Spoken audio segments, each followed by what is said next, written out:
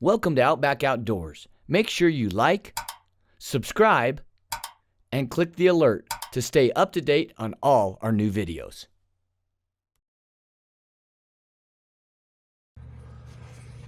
Hey everybody, I am fixing to head to Denver to meet with Beau Thiry, No Limit to Archery.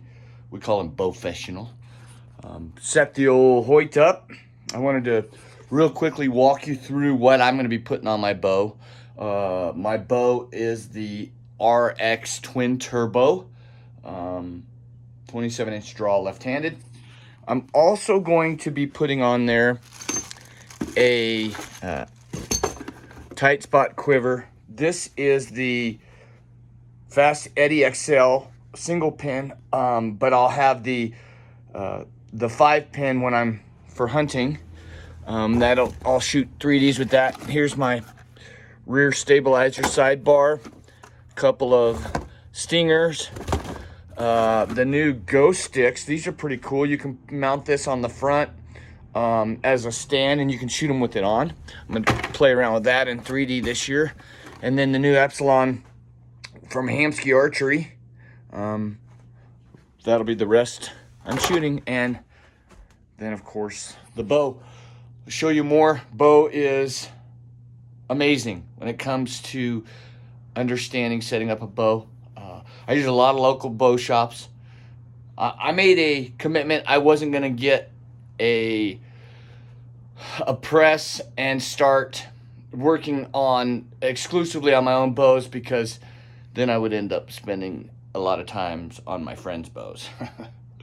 So I actually enjoy going into my local shops. I go to Rocky Mountain and see Sam or Stuart, or I go down and just happen to be going down to Denver today, so I'm going to go into No Limits and see Beau.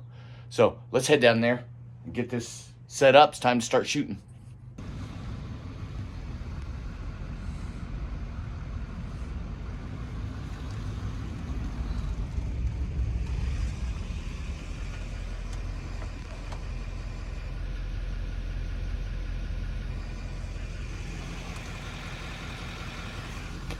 All right, we're here.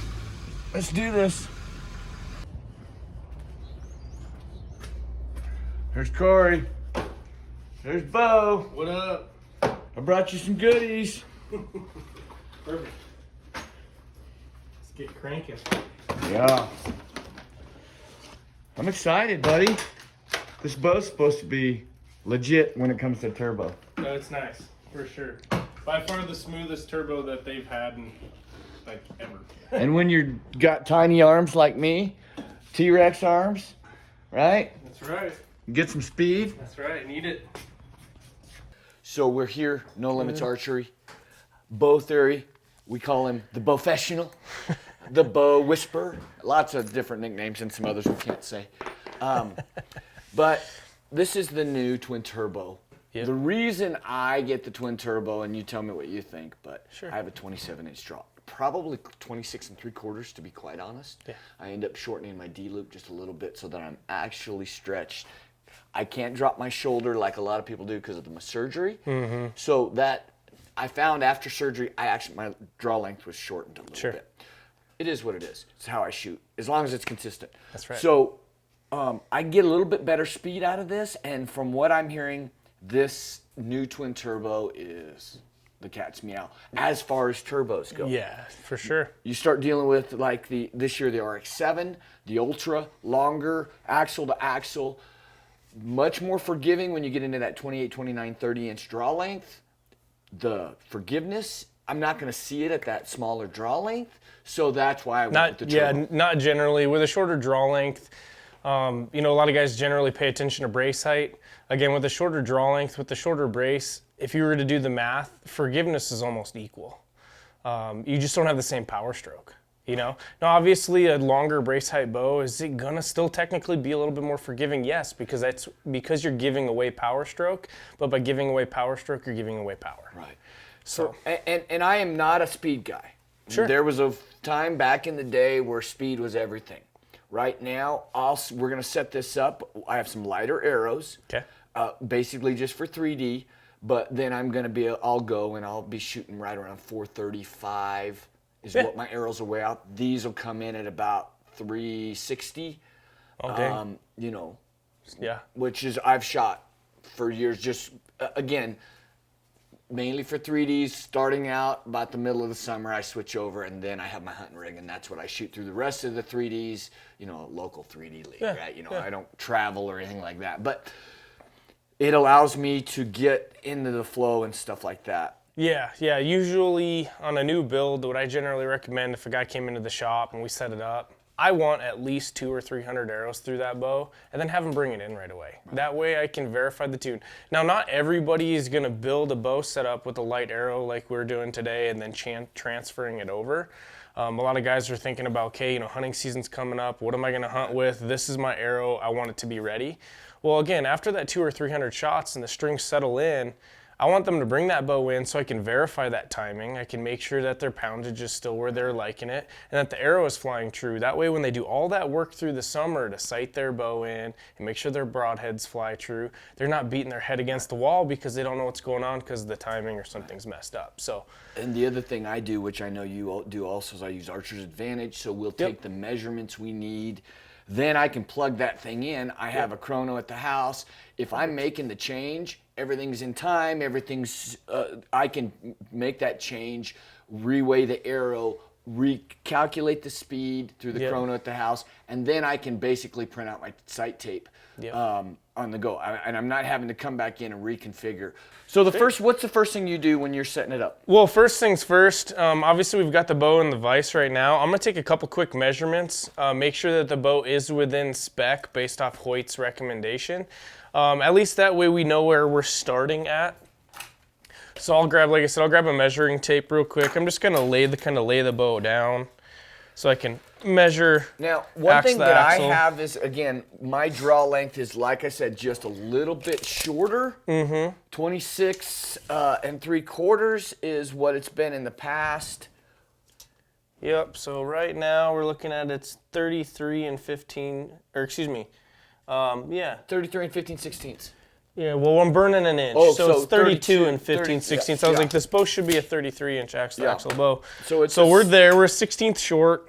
Not a big deal. Within an eighth is spec from the factory, so I can deal with that. 6-inch brace height. And you're always going on the back of the... back of the grip, that deepest part of the throat of that grip. Yep, pivoting point of the grip, as some would say. 6-inch, boom, so that's on the money there. So cool, everything looks pretty good there. Now, myself, I like to throw on a little makeshift D-loop so I can check timing right away. That way, when I put the rest on and I level the arrow out, when I go to check timing, okay, if everything's been leveled out and I check timing and the top cam's way out and I adjust that, now my knock height changes, okay? Because I'm changing the orientation of that cam. So I'm gonna throw a little just tied up loop here. It's just a single half hitch that I can hook on here. And I am gonna go throw this bow in a draw board. Okay. And we're gonna check timing real fast. Okay.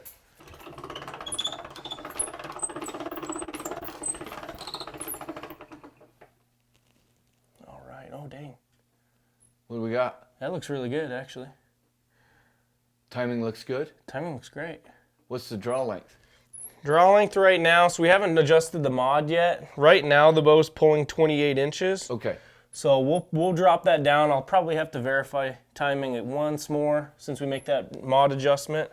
But from the factory, it is really good. What's the adjustability on these mods? So on this particular mod here, this is the number 2 mod, so it'll max at 28 inches. So it's gonna go 26 to 28. Okay. Okay, so with your draw length, you're towards the upper end of that mod, which is perfect. You're gonna get basically the most amount of efficiency out of the bow as we can get.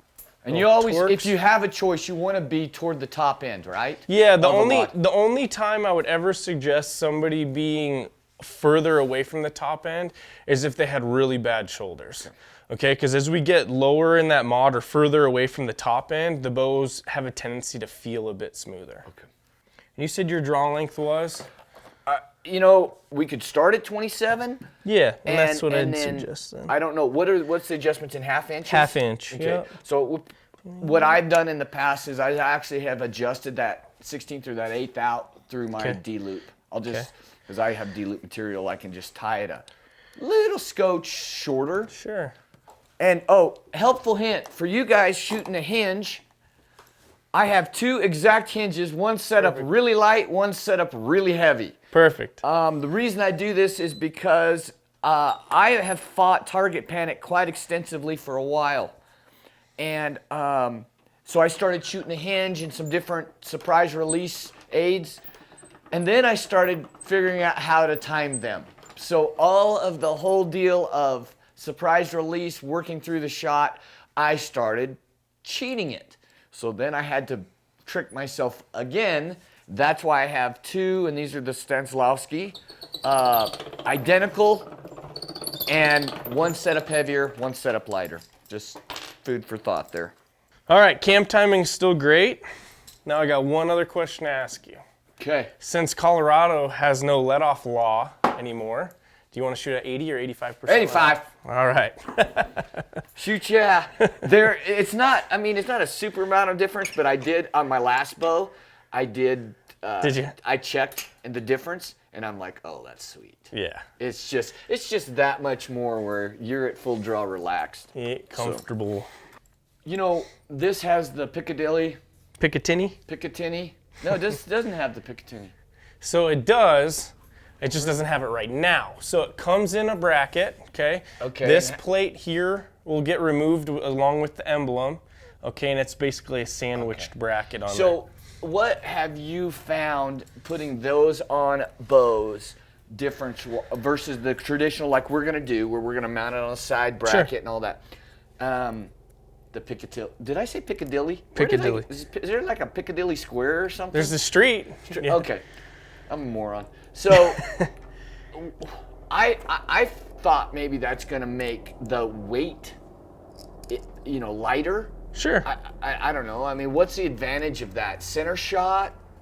Maybe. So the biggest advantage I find over running anything on the Picatinny rail is you're going to minimize that profile of the bow left and right. Okay, you're not hanging as much weight off the side. So for a guy that uses a back bar, now we either don't have to kick the back bar out as much to counteract that weight. Okay, the bow wants to sit more plumb, more vertical. That's the biggest thing I notice. Oh, that's not the wrench I want. That's okay. That's the biggest thing I notice. Does it minimize a little bit of overall weight on the bow? Depending upon the sight manufacturer, yes, it can, because there's a little bit less material. If you're looking to get your new Hoyt, go to your dealer and get that ordered immediately if they don't have what you want in stock, because if you want it before hunting season, you better get that sucker ordered. So talk me through the things they've changed on this, because I noticed this and yeah. So for anybody that's been familiar with Hamsky products in the past, I mean, they're rock solid. I can't say enough about their products. I mean, I know the guys over there quite well, and they've always been under the impressions like, if I can't build the best product on the market, I'm not going to build it at all. And I think those guys are holding to that word, man. So the rest we're putting on today is the brand new Epsilon from Hamsky. It is their more inline system, pushes that rest directly behind the riser, which is one of the biggest differences of the rests in the past. They basically really trimmed the fat. Okay, that's the best way I can explain it. They took the majority of that rest body, put it right behind that riser to keep everything in line, just same concept as a Picatinny rail sight. So we're not hanging as much weight off of, in your instance, the left side of the bow. But one of the other things that they've really started implementing is their rebound dampener. So again, for folks that were familiar with Hamsky products in the past, there would be either a spring on a clamp that went to the limb. That was way back when they had the Versa rests. I'm sure you remember those. And then they went to putting that same spring on the hammer, okay, of the rest. And what the spring's design or concept was is to keep the launcher from fluttering. Okay, you didn't want the launcher to flutter because you take a shot, let's say that rest flutters drastically, well, it could eventually bounce up and catch your arrow fletching or something like that. Create some contact. Exactly, create contact and lose out on some accuracy. So again, that's why the spring was there. Now, the negative part of the spring is if you caught this cord on some brush while you're hunting, which, I mean, I've used Hamsky products forever. I personally have not really had that issue. But for a guy that, say, for instance, would catch that cord on something, if you really gave that bow a tug, the spring would stretch out, and now your launcher sits up. Well, the rest is not going to function properly if the launcher's up, right? It needs to drop away from that arrow shaft. So by going with that rebound dampener, it's a little bit more sturdy. It does still stretch, so it minimizes that flutter, but now we don't have to worry about stretching a spring out, and now we're sitting there messing with our rest, especially if we're sitting there, you know, hot and heavy in the elk action, and then we stretch it out, and now you go, oh crap, my rest is One of the things I do like about this rest is the ease. If something happens in the field, you can get it back up and shooting. It might not be perfect as far as everything, but you can get it so you can make a shot. 100%. As long as you have some Allen wrenches with you, like most of us carry a keep an small emergency thing kit, you know, in your backpack anyway. You can fit. You know what I've even done is I have an extra one of these, because if this loosens and falls off, you know, find it. But you know what else you could do? You could tie a freaking knot there. And I always do. And so, you know, just little things that help you make. I mean, for anybody building a bow up for a hunt, always carry an emergency set. I mean, even if you really feel like you're not going to need it, the moment that you do, you're going to feel like a genius because you have it. So extra set of wrenches, some D-loop material, some serving, an extra Peep Sight. It's always great. Yeah, one of the other cool features about this Epsilon, going back to the rest, that I really liked is, you know, starting with the original Versa rest, they did have, they did implement micro adjust eventually into that rest, which functioned great, right? They did a, you know, upgrade to that micro adjust in the Hybrid Hunter Pro. Really easy knobs to get to. You just turn them and sit on a worm drive.